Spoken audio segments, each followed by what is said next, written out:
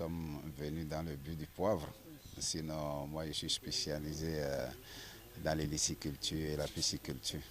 Donc, la révolution du poivre est en train de prendre au Bénin actuellement et nous sommes très très contents. Donc, à l'époque, ce sont nos vieux qui plantaient un pied et c'était pas ça quoi. Donc, quelques années après, on a voulu révolutionner ça au Bénin, mais par le biais du Cameroun d'ailleurs. On remercie le Cameroun et qui a fait qu'on a pu révolutionner le poivre au Bénin, principalement dans Sakété et à Haïta. Sinon, au début, bon, c'est quelque chose qu'on ne croyait pas. On ne croyait pas que ça va donner. Bon, c'était l'idée du docteur.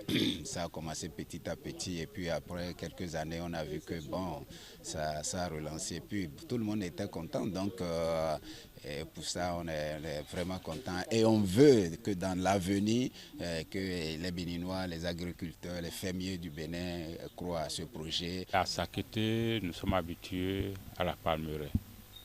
Mais s'il y a autre chose en plus de la palmeraie, ce serait toujours très indiqué.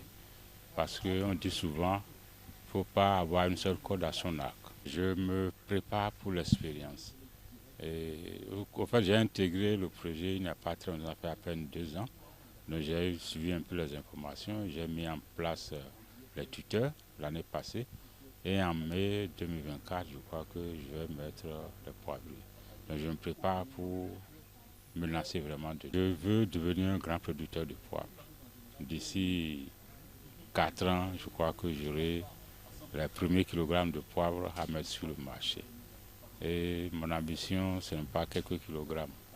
Je veux aller jusqu'à au moins 2 hectares de poivre. Le poivre, ce qui est bon dedans, vous n'avez pas besoin d'une grande superficie. Même si vous avez un demi-hectare de poivre, c'est déjà largement suffisant. Alors que le palmier, c'est des hectares qu'il faut d'abord.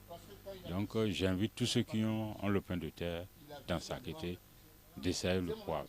J'étais venu ici en 2020. Nous avons fait le tour d'horizon de la plantation. À notre arrivée aujourd'hui, on a vu qu'il a fait un excellent boulot. Et on est fiers de voir quelqu'un qui ait pu respecter les conditions qu'on lui a données. La suite est promoteur. Et le fait qu'il fait des journées de portes ouvertes permet à ce que les Béninois et les uns et les autres puissent connaître vraiment ce que c'est que le poivrier et s'y mettre.